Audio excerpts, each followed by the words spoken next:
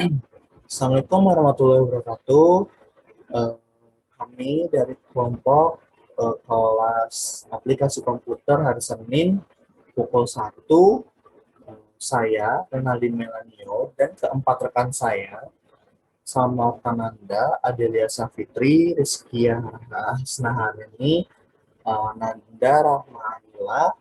Di sini kami mengambil materi uji hubungan untuk memenuhi tugas ujian tengah semester kita. Kami akan memberikan tutorial mengenai uji hubungan, bagaimana cara menghitung uji hubungan pada SPSS. Dari data yang telah diberikan, kami bersepakat untuk mengambil pertanyaan apakah terdapat hubungan antara well-being dan friendship quality pada partisipan. Nah, untuk melakukan uji hubungan ini, pastinya data yang telah diberikan itu harus sudah di-coding dan dimasukkan ke SPSS dan siap untuk dianalisis.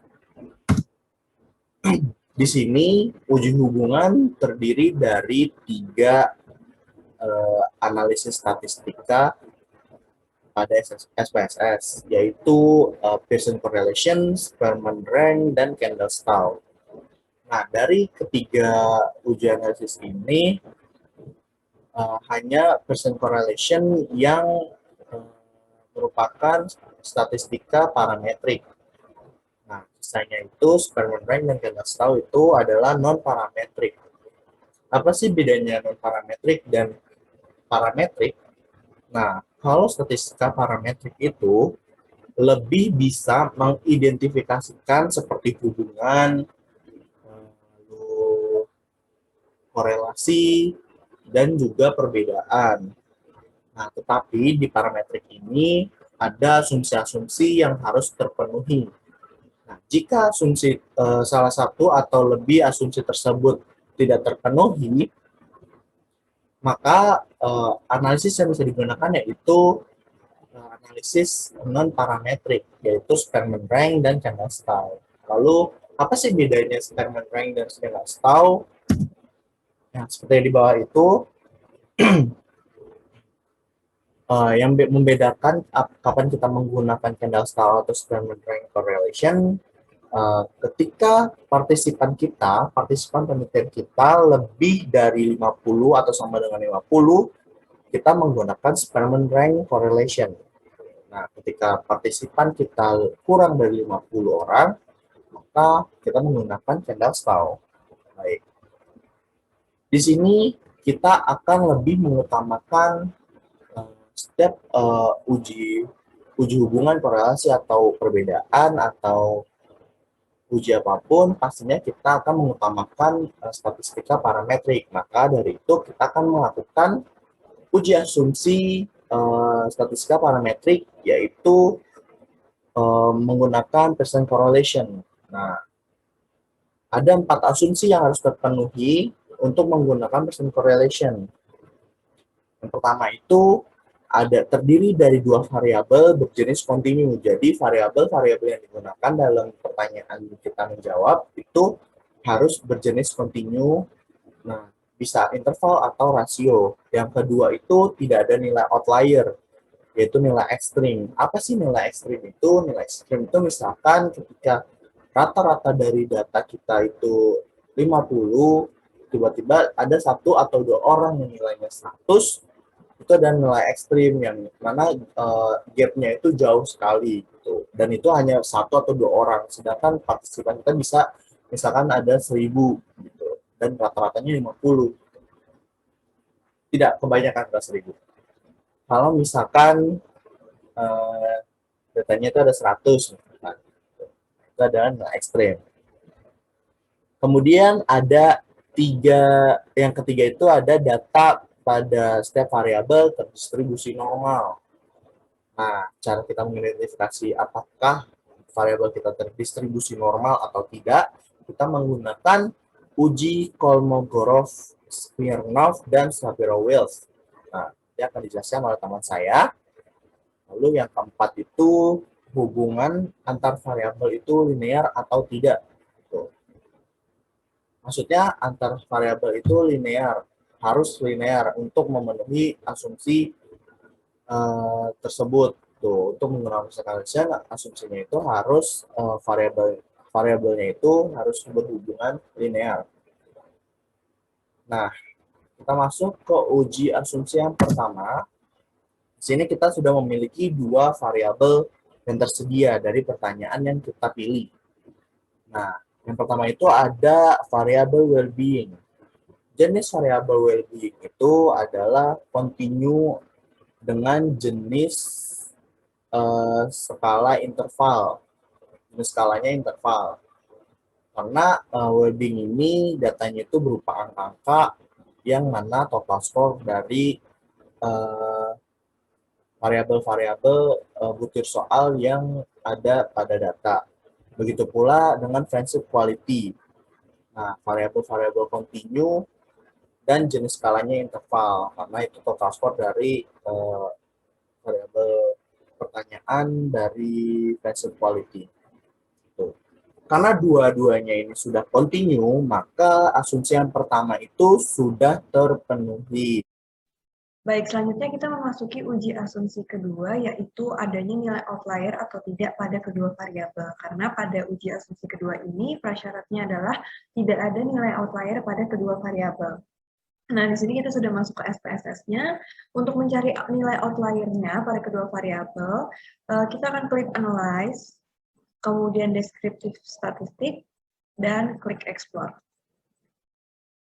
Nah, di sini kita masukkan di dependent list-nya, kita masukkan well-being total score dan juga friendship quality total score. Nah, kemudian statistiknya, kita tik yang ada outliers-nya, kemudian klik continue. Untuk plots, option, dan bootstrap tidak usah diubah-ubah. Kemudian untuk display-nya tetap plots. Setelah itu kita pencet OK.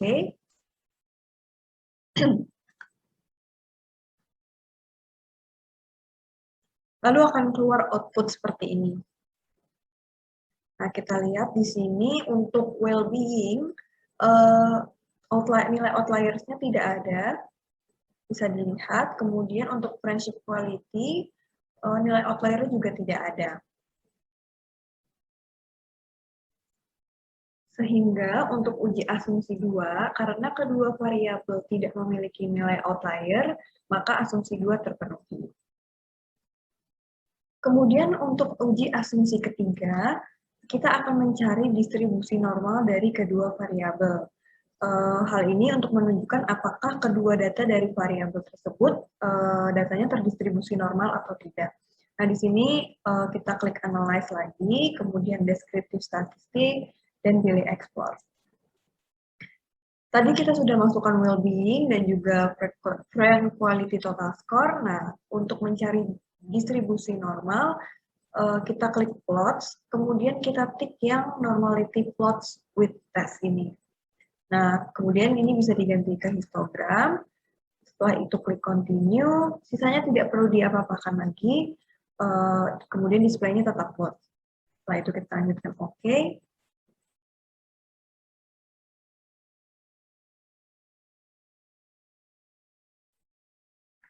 Ketiga, hasil uji distribusi normal kedua variabel menunjukkan bahwa variabel well-being signifikansinya menunjukkan 0,180 yang artinya p-value-nya lebih dari 0,05 sehingga H0 diterima dan HA ditolak. Artinya data terdistribusi normal. Kemudian untuk variabel friendship quality juga menunjukkan signifikan 0,200 yang artinya p-value-nya lebih dari 0,05 sehingga H0 diterima dan juga HA ditolak. Dan data ini juga terdistribusi normal, sehingga untuk uji asumsi 3, asumsinya terpenuhi. Kita telah melakukan 3 uji asumsi. Sekarang waktunya kita melakukan uji asumsi yang keempat, yaitu uji linearitas. Apakah hubungan antar variabel itu linear atau membentuk garis lurus yang linear? Nah, langkah yang pertama adalah kita buka dulu datanya, kemudian kita akan langsung mulai untuk uji linearitasnya. Nah, di sini kita klik Analyze, lalu klik di sini Regression, kita pilih yang Curve Estimation, terus di sini ada variabelnya, kita masukin dulu variabelnya. Kita masukin WB, tadi kan variable dependence-nya adalah well-being, jadi kita masukin yang well-being total score, masukin ke sini, lalu kita masukin yang independent variable-nya itu adalah variable friendship quality, jadi kita masukin yang FQ total score. Nah, jangan lupa kita tik include constant in equation, plot models, dan linear. Lalu langsung oke. Sini udah keluar output dari uji linearitas yang kita lakukan. Nah, kita lihat di sini hasilnya seperti apa. Nah, untuk melihat hasilnya, yang kita lihat, yang kita gunakan itu adalah yang model summary and parameter estimates sama yang scatter plot-nya. Nah, ini scatter plot-nya. Nah, ini merupakan hasil output dari uji linearitas yang kita lakukan dilihat berdasarkan curve estimation. Di sini kita bisa lihat bahwa p-value itu menunjukkan signifikasi 0,711 yang lebih besar dari 0,05. Artinya HO diterima dan HA ditolak. Sehingga kita bisa simpulkan bahwa tidak terdapat perbedaan hubungan antara kedua variabel dengan hubungan berbentuk berkurva atau tidak linear. Nah, karena hasilnya menunjukkan hubungan antar variabel tidak linear, maka asumsi 4 tidak terpenuhi. Berdasarkan scatter plot-nya, kita bisa lihat bahwa hubungan antara variabel well-being dan friendship quality menunjukkan datanya itu tersebar bebas dan tidak terpusat mendekati fit line. Jadi, data juga tidak memiliki hubungan yang linear. Baik, selanjutnya saya akan menjelaskan dan mentutorialkan mengenai uji hubungan menggunakan Spearman Rank Correlation. Sebelumnya sudah kita ketahui mengenai uji asumsi dari 1 sampai 4, di mana uji asumsi yang pertama itu terpenuhi, yakni terdiri dari 2 variabel kontinu yang berskala interval atau rasio. Kemudian uji asumsi yang kedua, di mana tidak terdapat nilai outlier, dan ini uji asumsi yang kedua juga terpenuhi. Kemudian uji asumsi yang ketiga yaitu data terdistribusi normal. Hal ini uji asumsi yang ketiga juga terpenuhi. Dan hasil dari uji asumsi yang keempat yaitu hubungan antar variabel tidak linear, di mana hal ini tidak uji asumsi 4 ini tidak terpenuhi. Maka dapat disimpulkan bahwa dalam uji hubungan ini kita akan menggunakan Spearman Rank Correlation. Gitu. Nah, di PPT juga sudah terdapat nih hasil dari uji hubungan Spearman Rank Correlation. Kita sudah lihat hasilnya. Nah, untuk tahu gimana caranya untuk dapat hasil seperti ini, maka kita lihat aja langsung tutorialnya pada SPSS. Oke, saya akan buka SPSS-nya. Nah, sudah terlihat ya, isinya data semua. Kita akan pilih yang pertama, kita pilih Analyze. Nah, sudah keluar beberapa pilihan, lalu kita pilih Correlate. Keluar lagi pilihannya, kita pilih bivariate.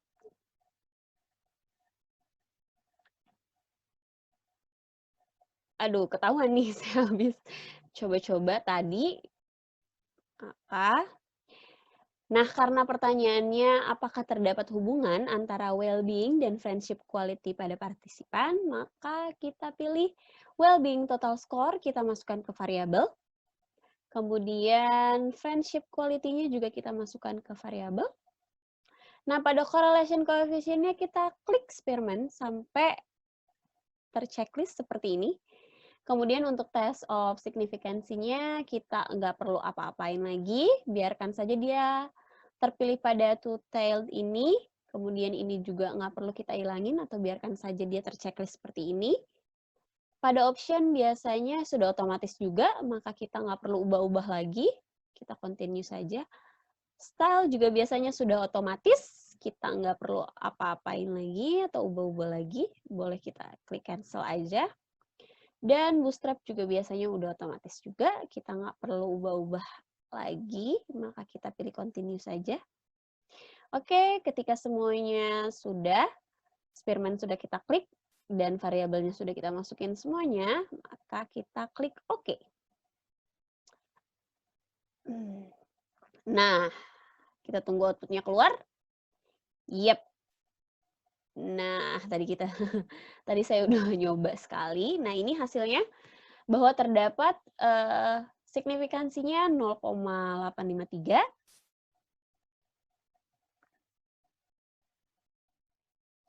Kemudian correlation coefficient-nya minus 0,019 dan N-nya 100.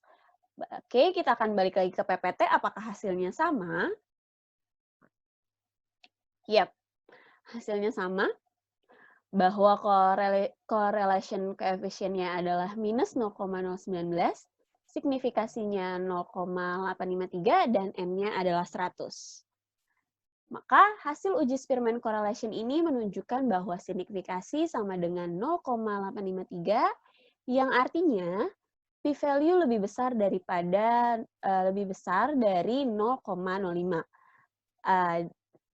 di mana HO diterima, HA ditolak. Artinya tidak terdapat hubungan yang signifikan antara well-being dengan friendship quality pada partisipan. Penulisan notasinya mungkin kita hanya berfokus pada 3 poin ini. Signifikan dan nilai koefisien, bisa juga dari 3 poin di bawah sini karena hasilnya sama dan angkanya juga tidak berbeda. Kita boleh lihat dari yang 3 poin di kanan atas ini atau 3 poin di bawah kiri. Oke, penulisan notasi adalah Rn sama dengan nilai koefisien R dan signifikansi. Maka R, N-nya sudah kita ketahui adalah 100, sama dengan nilai koefisiennya adalah minus 0,019, dan signifikasinya adalah 0,053. Oke, di sini kurang 0, kita harus pakai 0,853 ya, yang benar. Oke, mungkin sekian paparan dari kelompok kami dan tutorialnya. Apabila ada kritik dan saran, boleh banget dituliskan. Terima kasih atas waktunya, terima kasih telah menonton sampai tahap ini. Kurang lebihnya mohon maaf. Wabillahi taufiq wal hidayah. Wassalamualaikum warahmatullahi wabarakatuh.